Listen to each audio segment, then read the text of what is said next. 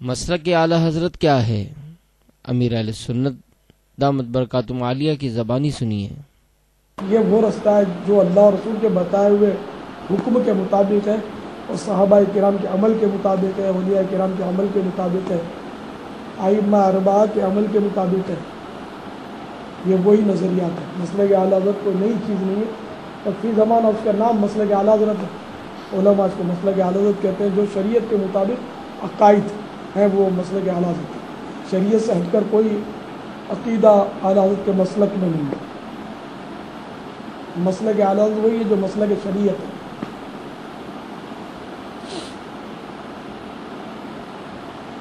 جیسے مسجد نبوی اگر نام رکھ دیا تو اس کا مطلب یہ نہیں کہ یہ اللہ کا گھر نہیں ہے، یا کسی اور فرد کے نام پر ہم نے مسجد بنا دی تو اب یہ کہ یہ اللہ کا گھر نہ رہا، اللہ کا گھر یعنی تو یہ مسجد نام ہم پہچان کے لیے جو بھی رکھ دی۔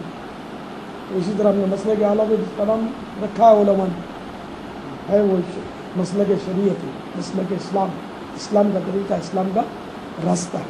اللہ اسی راہ پر ہمیں ہمیشہ گامزن رکھے۔